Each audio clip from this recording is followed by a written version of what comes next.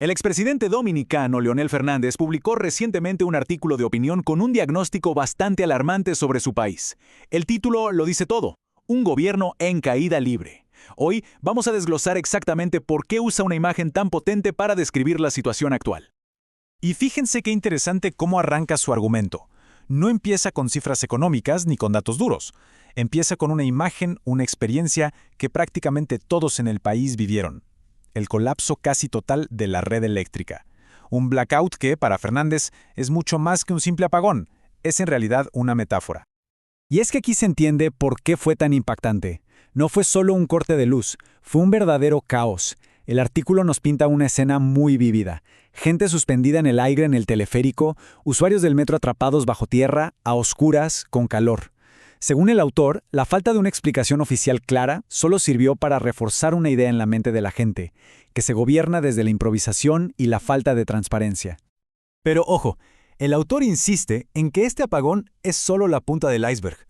Lo utiliza como un síntoma, algo muy visible, de problemas que son mucho más profundos y complejos. Así que vamos a ver qué más hay debajo de la superficie según este análisis. A partir de aquí, el argumento se expande.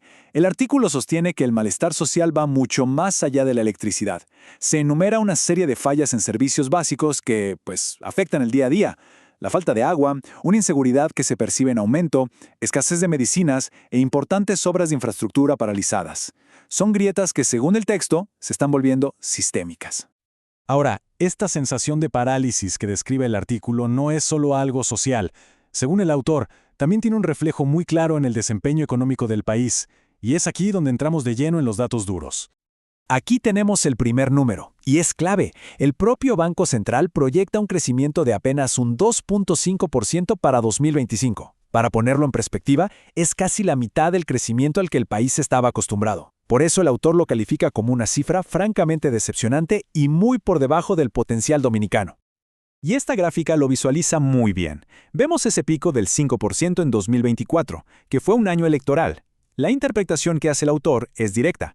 Ese crecimiento no fue orgánico, fue más bien una anomalía inflada por el gasto público para asegurar la reelección. La proyección para 2025, según él, muestra la verdadera tendencia a la baja de la economía. Y ojo con esto, porque llegamos a una cifra que el texto describe como alarmante. El sector de la construcción, que siempre ha sido un motor de empleo y un termómetro de la confianza en la economía, no solo no está creciendo, sino que se está contrayendo un 2%. Es una señal de alarma bastante potente. Y bueno, el panorama no mejora si miramos otros sectores vitales. La manufactura local y las zonas francas, que son cruciales para la exportación, apenas crecen. El comercio parece resistir un poco más, pero, según el artículo, su crecimiento no es suficiente para compensar la debilidad general de la economía. El análisis se vuelve especialmente crítico cuando se enfoca en uno de los pilares del país, el sector agropecuario. El autor no se anda con rodeos y lo califica como uno de los mayores fracasos de la gestión actual. El artículo desglosa este fracaso como una cadena de problemas. Primero, una falta de planificación en cultivos que son esenciales. Luego, escasa asistencia técnica para los productores. A eso se le suma el acceso limitado a créditos, sobre todo para los más pequeños. Y el golpe final, la quiebra del seguro agrícola, que deja a los agricultores totalmente desprotegidos ante cualquier imprevisto. Ok, entonces, ¿cómo se traduce todo esto?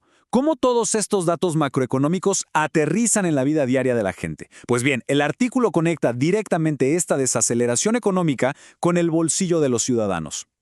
Miren, esta tabla habla por sí sola. El autor usa ejemplos muy concretos, muy cotidianos para ilustrar el aumento del costo de vida. El plátano, el pollo, la carne de res, son productos básicos cuyos precios, según el texto, han subido, afectando directamente la capacidad de compra de las familias. Y por si fuera poco, para agravar la situación, el texto destaca las propias proyecciones del gobierno sobre el tipo de cambio. La tendencia es clarísima: el peso dominicano va a seguir perdiendo valor frente al dólar. Y esto, en términos sencillos, significa que todo lo que se importa será más caro y el dinero en el bolsillo de la gente, valdrá menos. Entonces, si juntamos todas las piezas, fallas en los servicios, una economía que se enfría y un costo de vida que no para de subir, el resultado, según el autor, es un sentimiento nacional de frustración y de pérdida de rumbo. Y ojo, para que no parezca que es solo su opinión, el autor trae a la mesa una cita muy potente.